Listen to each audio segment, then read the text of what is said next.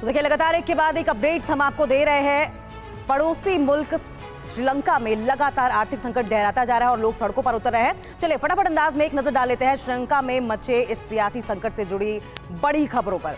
पड़ोसी मुल्क श्रीलंका में हाहाकार मचा हुआ है। इमरजेंसी में जनता सड़कों पर उतरी हुई है। नाराज जनता मौजूदा सरकार और राष्ट्रपति को हटाने की मांग पर अड़ी है। कल कोलंबो में हजारों लोगों ने राष्ट्रपति भवन की ओर मार्च किया। श्रीलंका की कंगाली के पीछे चीन की बड़ी चाल है। कोलंबो में चीन की चाल को एक्सपोज करने वाला इकलौता चैनल TV9 भारतवर्ष है। TV9 भारतवर्ष के संवाददाता विवेक वाजपेयी ग्राउंड जीरो से ये बता रहे हैं कि कैसे चीन ने श्रीलंका की बर्बादी की कहानी लिखी है। श्रीलंका में आर्थिक संकट और उसके बाद लगाई गई इमरजेंसी से जुड़ी खबरों के लिए आइए देख लेते हैं श्रीलंका टॉप 9। श्रीलंका में आर्थिक महासंकट और बेकाबू महंगाई के बीच लगाए गए आपातकाल में जनता सरकार के खिलाफ सड़कों पर उतर आई है। बीती रात राजधानी कोलंबो में लोग राष्ट्रपति गोटबाया राजपक्षे को हटाने की मांग को लेकर सड़कों पर निकल आए। हजारों की भीड़ ने कोलंबो में राष्ट्रपति भवन की ओर मार्च किया, लेकिन सुरक्षा बलों ने उन्हें आगे बढ़ने से रोक दिया। लोगों के प्रदर्शन के दौरान कोलंबो में बिजली काट दी गई थी। बहुत बुरी स्थिति श्रीलंका में है इस समय और ये राजधानी कोलंबो है। पूरे कोलंबो पर इस समय प्रदर्शनकारियों का कब्जा है। श्रीलंका की राजधानी कोलंबो में हालात बेहद खराब हो रहे हैं। कल रात कोलंबो में राष्ट्रपति भवन की ओर मार्च करने से रोके जाने के बाद भीड़ का गुस्सा और बढ़ गया है। कुछ जगहों पर प्रदर्शनकारियों और सुरक्षा बलों के बीच झड़प भी हुई। नाराज लोग मौजूदा सरकार को हटाकर नई सरकार चाहते हैं। कोलंबो की सड़कों का क्या हाल है, कैसे सड़कों पर उपद्रवी आप कहें, उनसे श्रीलंका के नागरिक कहें, सरकार से नाराज लोग कहें, कैसे ही अफरा तफरी का माहौल है श्रीलंका की सड़कों पर। मेरी सूचना के मुताबिक राष्ट्रपति भवन में वहाँ पर एक अर्जेंट मीटिंग बुलाई गई है CWC की और राष्ट्रपति उस मीटिंग को ले रहे हैं।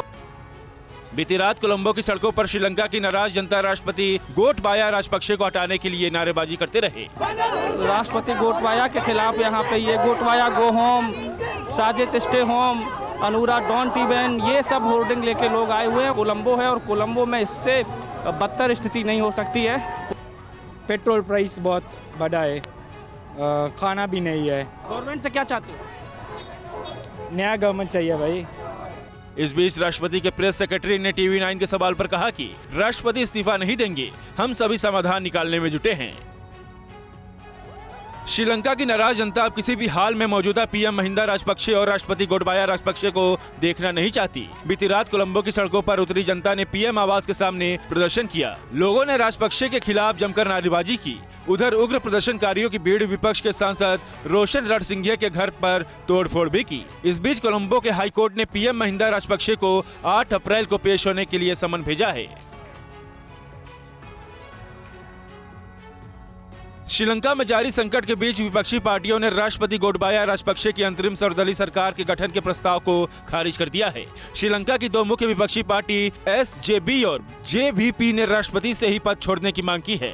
2 दिन पहले PM महिंदा राजपक्षे को छोड़कर उनके कैबिनेट के सभी मंत्री इस्तीफा दे चुके हैं। इससे पहले सरकार में शामिल SLFP पार्टी के 14 सांसद ने अपने सरकारी पदों से इस्तीफा दे दिया है। कोलंबो से लेकर श्रीलंका के अलग अलग हिस्सों में लोग सरकार के खिलाफ सड़कों पर हैं। कोलंबो के इंडिपेंडेंट स्क्वायर पर हजारों लोगों की भीड़ ने मौजूदा सरकार की नीतियों और चीनी दखल को लेकर विरोध प्रदर्शन किया है। यहाँ हजारों की संख्या में छात्र और युवा वर्ग विरोध प्रदर्शन में शामिल हुए। हमारे पास पेट्रोल नहीं है, डीजल नहीं है, बेसिक राइट्स नहीं है, कुछ भी नहीं है। हमारा ह्यूमन राइट्स पूरा वायलेट हो गया है और हमें वापस चाहिए वो सब चीज़। सब बेच दिया ना, चाइना को सब बेच दिया। हमारा कंट्री में सब बेच दिया।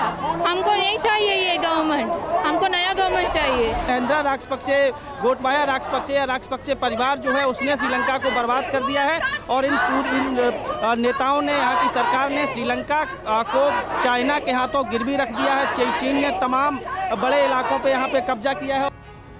श्रीलंका के जाफना में कल यूनिवर्सिटी के छात्र भी सड़कों पर उतर आए। छात्रों ने हाथों में सरकार के खिलाफ पोस्टर लेकर मार्च किया। हालात को देखते हुए जाफना यूनिवर्सिटी ने सभी एकेडमिक एक्टिविटी को सस्पेंड कर दिया है और हॉस्टल में रहने वाले छात्रों को घर लौटने को कहा है। उधर कोलंबो की सड़कों पर कल ह्यूमन चेन बनाकर लोगों ने मौजूदा संकट के लिए सरकार को जिम्मेदार ठहराया। इन लोगों ने मौजूदा सरकार से देश का लुटाया पैसा वापस मांगा है।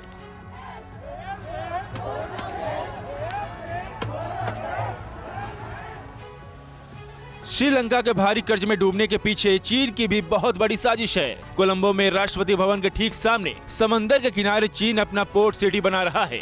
इस पोर्ट के साथ दूसरे कई प्रोजेक्ट्स के लिए चीन ने श्रीलंका को भारी भरकम रकम पहले मदद के तौर पर दी और बाद में ब्याज वाले जाल में श्रीलंका को फंसा दिया। श्रीलंका को कंगाल बनाने वाले चीनी ठिकाने पर पहली बार पहुंचने वाला इकलौता चैनल TV9 भारतवर्ष है। श्रीलंका इस मुसीबत में पड़ा क्यों, उसकी मैं एक आपको वजह दिखाता हूँ। ये जो आप सामने देख रहे हैं, ये जो कंस्ट्रक्शन यहाँ पे चल रहा है, ये चाइनीज कंपनी एक कंस्ट्रक्शन यहाँ पे कर रही है और ये पोर्ट है, सी पोर्ट है।